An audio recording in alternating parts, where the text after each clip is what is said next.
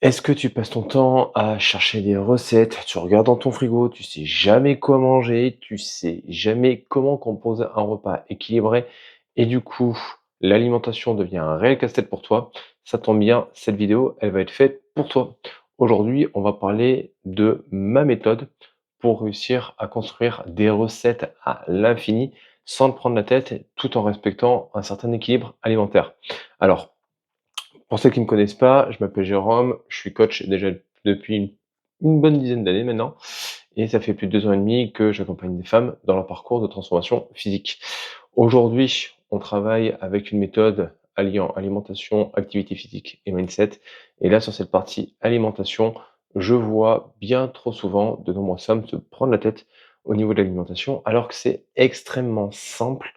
D'accord? Et si tu suis simplement les 3 petites étapes que je te propose aujourd'hui, et ben, simplement, tu vas pouvoir construire des repas à l'infini sans te prendre la tête. Alors, déjà, on va reprendre les 4 types d'aliments que tu dois retrouver au niveau, de la construction d'un repas.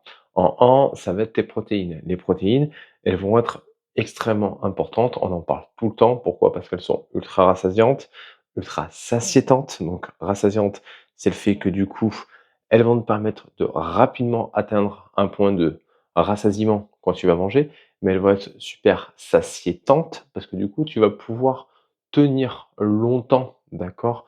Avant de nouveau avoir faim. En plus, elles vont être intéressantes, tout ce qui va être immunitaire, reconstitution cellulaire, donc heu, les protéines font partie vraiment, d'une catégorie qui est vraiment importante. Où est-ce qu'on va retrouver des protéines? Dans viande, poisson, œufs, légumineuses, produits laitiers. OK? Donc du coup, déjà, ta source de protéines.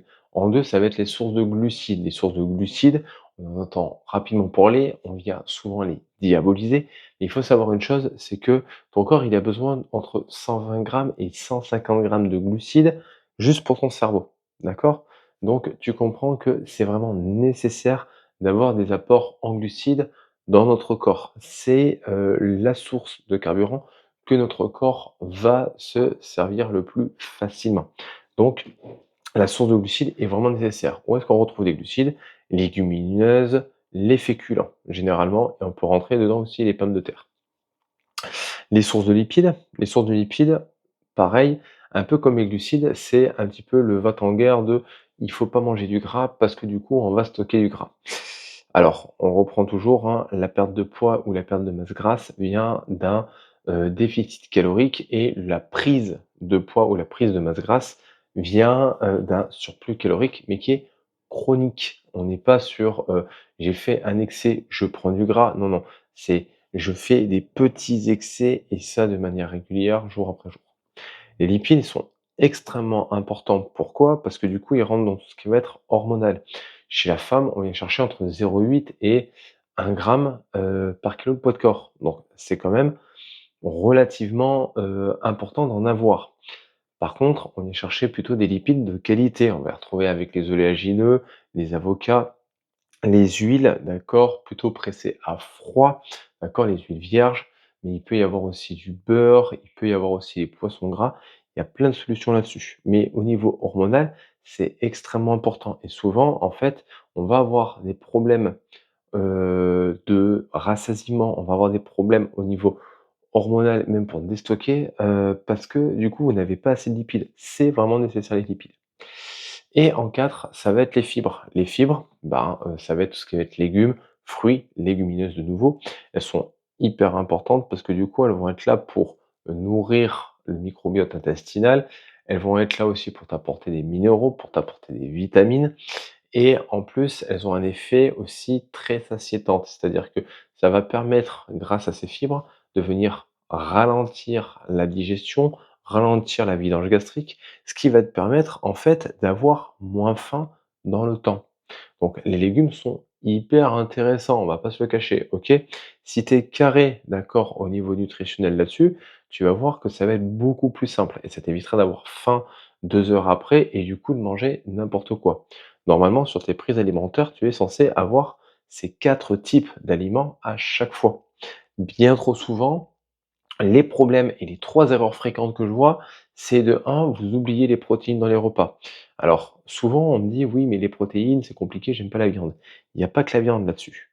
Tu vas certes avoir la viande, mais tu as aussi poisson, œufs, tu vas aussi avoir les légumineuses.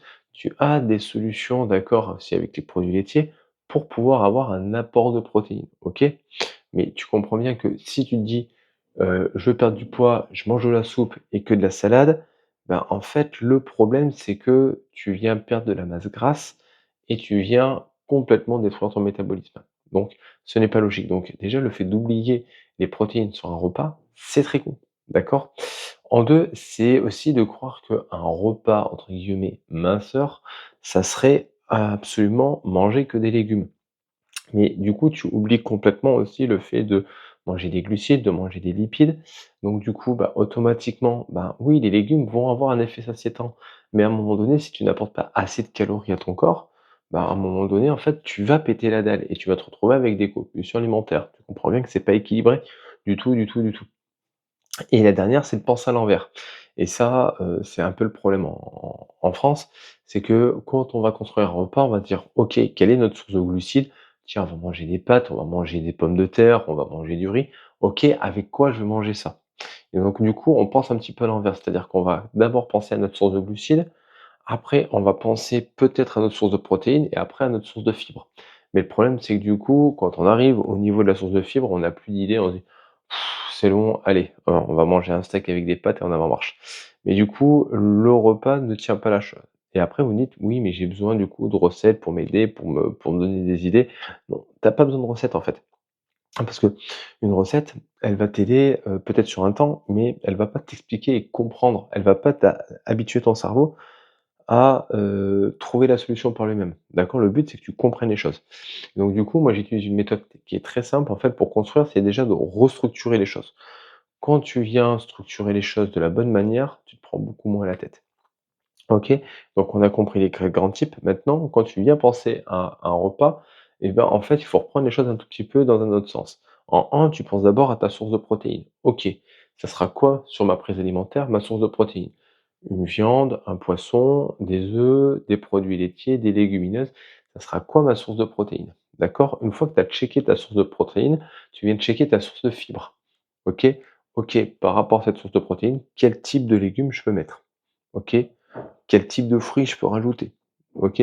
Donc tu viens poser ta source de fibres et en dernier là-dessus, tu viens mettre ta source de glucides.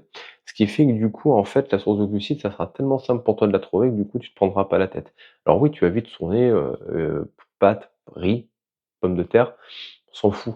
Mais petit à petit, tu vas voir, tu vas faire ta gymnastique beaucoup plus facilement. En pensant de cette manière-là, au moins, tu es sûr de, réussir à avoir un équilibre alimentaire beaucoup plus simple et en soi, c'est assez simple, quoi. Tu as juste à penser protéines, fibres, glucides, OK? Si tu penses dans cet ordre, tu te prendras beaucoup moins la tête, OK? Ça va te permettre d'ajuster le repas par rapport à ta faim, ça te permettra d'avoir des aliments en priorité satiétants et rassasiants et donc du coup d'être beaucoup plus, facile à gérer la chose. OK? Donc bah, penser dans cet ordre-là, ça va te permettre de nourrir ton corps et de te sentir mieux. Si, tu souhaites qu'on regarde un peu plus ensemble, si tu souhaites, bah, des recettes pour t'aider au départ, c'est pas un problème. Tu as juste à prendre rendez-vous avec moi. On fera le point ensemble sur tes habitudes alimentaires, sur tes difficultés, mais aussi sur l'activité physique. On fera le point ensemble sur ton objectif et on verra qu'est-ce que c'est les solutions qu'on peut mettre en place.